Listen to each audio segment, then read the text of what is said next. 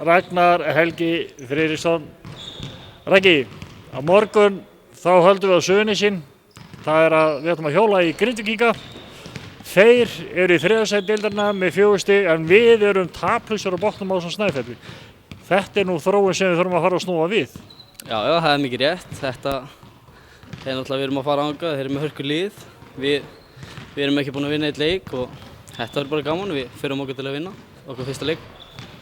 Þetta náttúrulega sko eins og ég var að nefna við Jón Ágúst áðan í viðtali að þó að okkur hafi verið spáð mjög góðu gengi í upphafi móts og þeim ekki spáð eins góðu, þá hefur það bara ekkert að segja þegar í alvöruna hefur komið.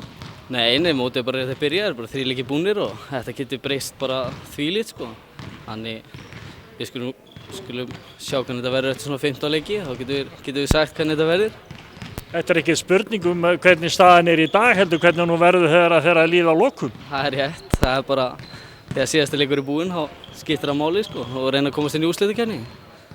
En segðu mér, nú 3 leikir búnir og við erum án stiga, þetta er ekki það að leggjast á ykkur? Nei, ekki þannig sko, þetta eru bara 3 leikir sko. Jú, þetta er eitthvað svona smá pirringur og svona sko, en við bara mætum ennþá sterkari þá. Við erum bara að reyna að slípa okkur saman sem lið og vona að það komi svona að verði betra en næsta leik.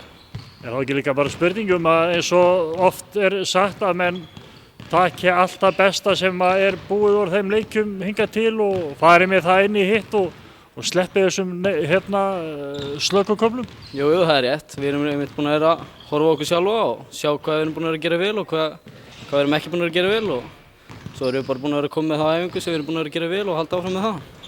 Þið hafi gert fullt af góðum hlutum og þó að leikirnir hafi ekki alveg dottið með okkur þá er ekkert þetta kvart yfir í því að hafi gert fullt af góðum hlutum þó að svo aftur hafi komið svona slakki kaflar með sem að leikirnir hafi kannski tapast á. Já, það er alveg rétt. Nei, ég meina við verðum bara að halda áfram, svona er bara körfuboltinn. Maður vinnur ekki allt og við erum kannski á einhverju tapraunni núna en svo kannski kemur þetta, kannski fyrir að vinna næsta leiki. Vonandi. Ekki bara fínt að snúa þessu við á morgun? Við snúum þessu við, það verður bara þannig. Ég segi bara gangi ykkur vel. Takk fyrir það.